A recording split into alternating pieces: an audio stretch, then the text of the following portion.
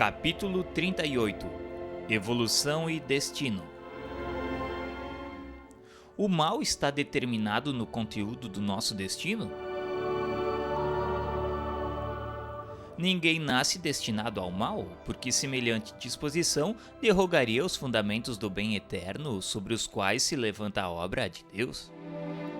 O espírito renascente no berço terrestre traz consigo a provação expiatória a que deve ser conduzido ou a tarefa redentora que ele próprio escolheu, de conformidade com os débitos contraídos. Prevalece aí o mesmo princípio que vige para as sociedades terrestres, pelo qual, se o homem é malfeitor confesso, deve ser segregado em estabelecimento correcional adequado para a educação precisa. E se é apenas aprendiz no campo da experiência, com dívidas e créditos, sem falta grave a resgatar, é justo possa pedir às autoridades superiores que lhe presidem os movimentos o gênero de trabalho ou de luta em que se sinta mais apto ao serviço de autoaperfeiçoamento. Entendamos, porém, que se perpetrou delito passível de dolorosa punição, não é ele internado na penitenciária ou no trabalho reparador para que se desmande deliberadamente em delitos maiores, o que apenas lhe agravaria as culpas já formadas perante a lei. É natural que o devedor nessa ou naquela forma de resgate venha a sofrer fortes impulsos e recidivas no erro em que faliu, tanto maiores quão mais extenso lhe tenha sido o transviamento moral. Entretanto, a aprovação deve ser assimilada como recurso de emenda, nunca por válvula de expansão das dívidas assumidas. Desse modo, ninguém recebe do plano superior a determinação de ser relapso ou vicioso, madraço ou delinquente, com passagem justificada no latrocínio ou na dipsomania, no meretrício ou na ociosidade, no homicídio ou no suicídio. Padecemos sim nesse ou naquele setor da vida, durante a recapitulação de nossas próprias experiências, o impulso de enveredar por esse ou aquele caminho menos digno. Mas isso constitui a influência de nosso passado em nós, instilando-nos a tentação, originariamente toda nossa, de tornar a ser o que já fomos em contraposição ao que devemos ser. Qual a relação percentual de tempo existente entre os estágios que o espírito de elevação mediana vive como encarnado e como desencarnado? A percentagem de tempo no plano espiritual para as criaturas de evolução mediana varia com o grau de aproveitamento de tempo no estágio recente que desfrutaram no corpo físico. Quão mais vasta a provisão de conhecimento e maior a aquisição de virtudes por parte do espírito, mais largo período desfruta na esfera superior para a obtenção de mais nobres recursos para a mais alta ascensão. Poderíamos identificar algum elo da evolução que existe no plano extrafísico e que é desconhecido na Terra? Além do plano físico, a investigação humana encontrará material valioso de observação para elucidar os variados problemas concernentes à evolução do ser. Ainda na atualidade, os instrutores espirituais intervêm na melhoria das formas evolutivas inferiores nas quais o princípio inteligente estagia? Sim, porque todos os campos da natureza contam com agentes da sabedoria divina para a formação e expansão dos valores evolutivos. Dentre todos os animais superiores, abaixo do homem, qual é o detentor de mais dilatadas ideias, fragmentos? O assunto demanda longo estudo técnico na esfera da evolução, porque há ideias fragmentos de determinado sentido mais avançadas em certos animais que em outros. Assim, nomearemos o cão e o macaco, o gato e o elefante, o moar e o cavalo como elementos de vossa experiência usual mais amplamente dotados de riqueza mental, como introdução ao pensamento contínuo.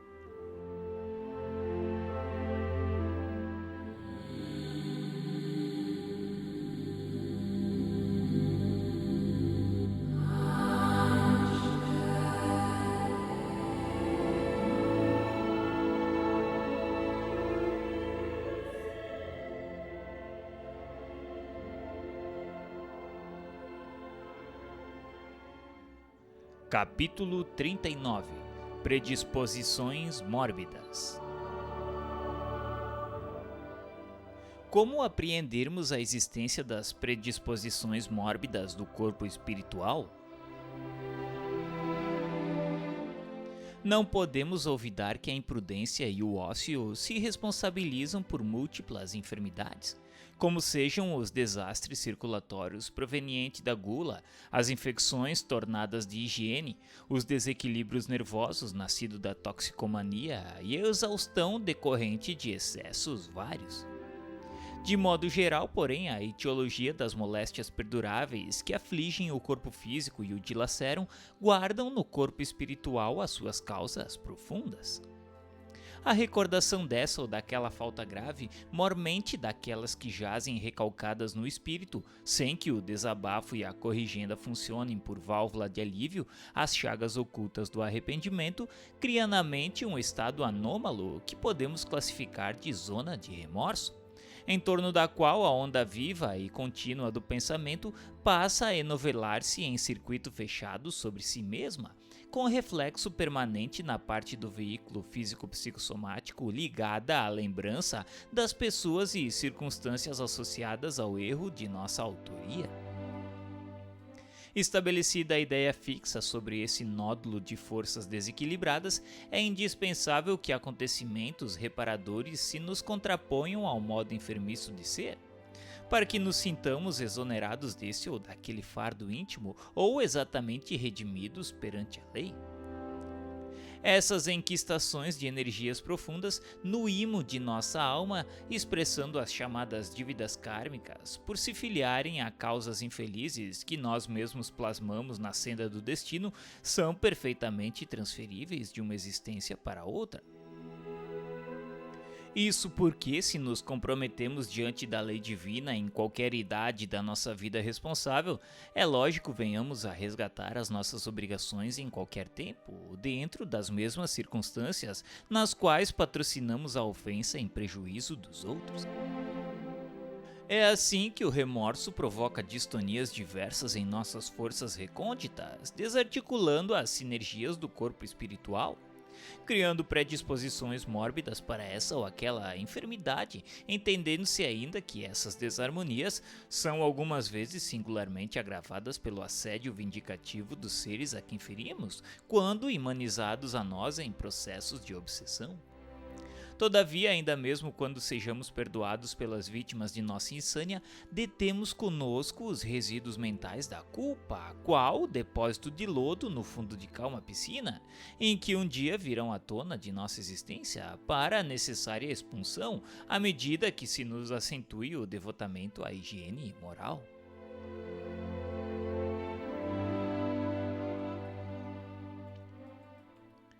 Como pode o débil mental comandar a renovação celular do seu corpo físico? Não será lícito esquecer que, mesmo conturbada, a consciência está presente nos débeis mentais ou nos doentes nervosos de toda espécie, presidindo, ainda que de modo impreciso e imperfeito, o automatismo dos processos orgânicos.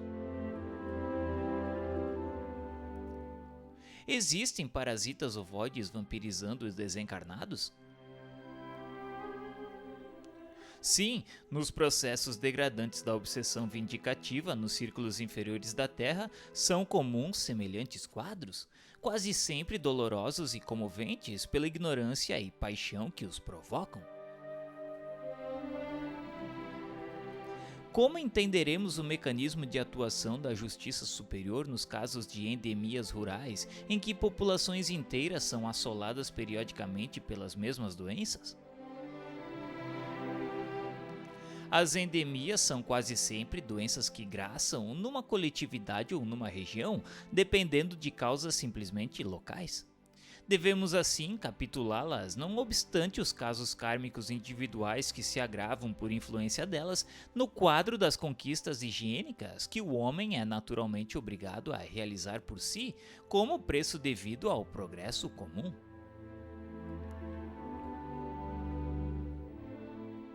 No estado comatoso, onde se encontra o psicossoma do enfermo, junto ao corpo físico ou afastado dele?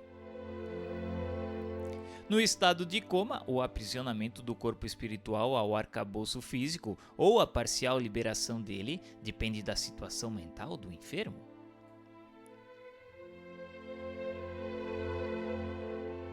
Quais os principais métodos usados na espiritualidade para o tratamento das lesões do corpo espiritual?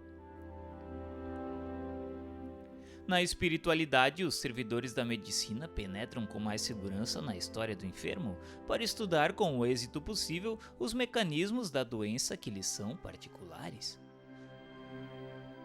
Aí os exames nos tecidos psicossomáticos com aparelhos de precisão, correspondendo às inspeções instrumentais e laboratoriais em voga na Terra, podem ser enriquecidos com a ficha kármica do paciente, a qual determina quanto à reversibilidade ou irreversibilidade da moléstia, antes de nova reencarnação. Motivo por que numerosos doentes são tratáveis, mas somente curáveis mediante longas ou curtas internações no corpo físico, a fim de que as causas profundas do mal sejam extirpadas da mente pelo contato direto com as lutas em que se configuraram. Curial, portanto, é que o médico espiritual se utilize ainda, de certa maneira, da medicação que vos é conhecida no socorro aos desencarnados em sofrimento. Porque mesmo no mundo, todo o remédio da farmacopeia humana, até certo ponto, é projeção de elementos quimioelétricos sobre agregações celulares, estimulando-lhes as funções ou corrigindo-as segundo as disposições do desequilíbrio em que as enfermidades se expressem. Contudo, é imperioso reconhecer que na esfera superior, o médico não se ergue apenas com o pedestal da cultura acadêmica, qual ocorre frequentemente entre os homens, mas sim também com as qualidades morais que lhe confiram valor e ponderação, humildade e devotamento. Visto que a psicoterapia e o magnetismo, largamente usados no plano extrafísico, exigem dele grandeza de caráter e pureza de coração.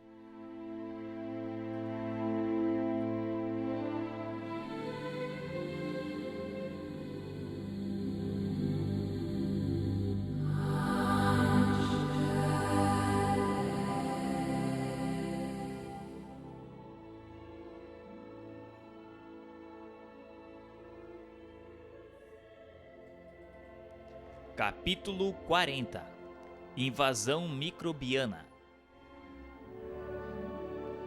A invasão microbiana está vinculada a causas espirituais?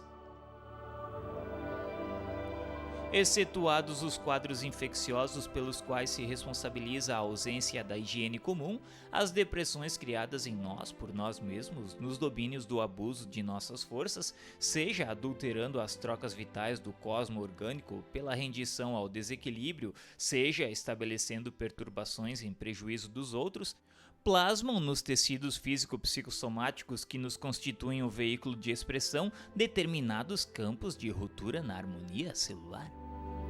Verificada a disfunção, toda a zona atingida pelo desajustamento se torna passível de invasão microbiana, qual praça desguarnecida, porque as sentinelas naturais não dispõem de bases necessárias à ação regeneradora que lhes compete, permanecendo muitas vezes em devedor do ponto lesado, buscando delimitar-lhe a presença ou jugular-lhe a expansão. Desarticulado, pois, o trabalho sinérgico das células nesse ou naquele tecido, aí se interpõem as unidades mórbidas, quais as do câncer, que nesta doença imprimem acelerado ritmo de crescimento a certos agrupamentos celulares entre as células sãs do órgão em que se instalam, causando tumorações invasoras e metásticas. Compreendendo-se, porém, que a mutação no início obedeceu a determinada distonia originária da mente,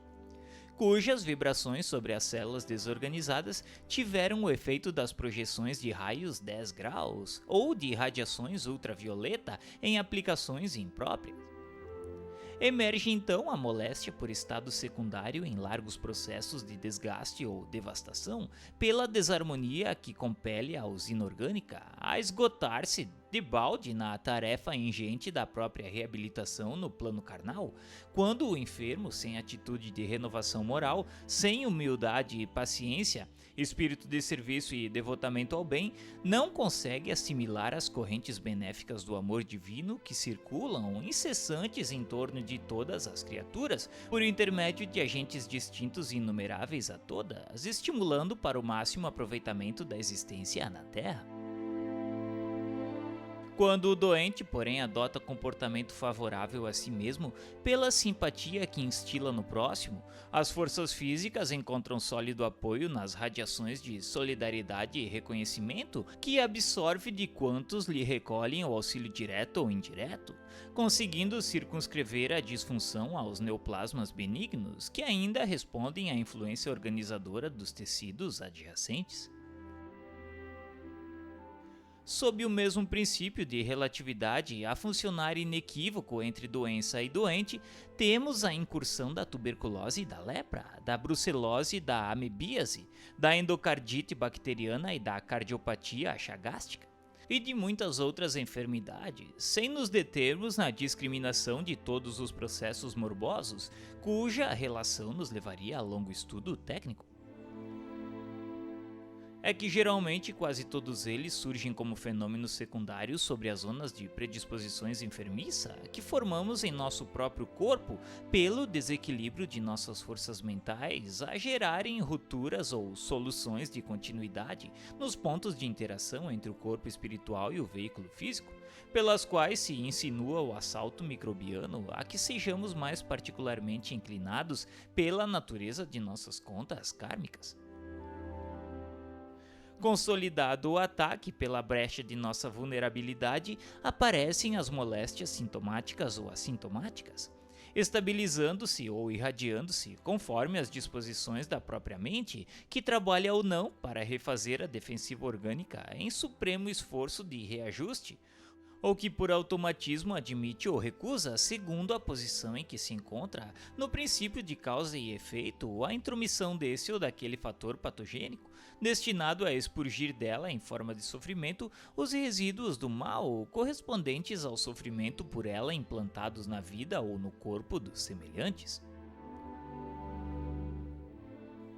Não será lícito, porém, esquecer que o bem constante gera o bem constante, e que, mantida a nossa movimentação infatigável no bem, todo o mal por nós amontoado se atenua gradativamente, desaparecendo ao impacto das vibrações de auxílio, nascidas a nosso favor em todos aqueles aos quais dirigimos a mensagem de entendimento e amor puro, sem necessidade expressa de recorrermos ao concurso da enfermidade para eliminar os resquícios de treva que eventualmente se nos incorporem ainda ao fundo mental.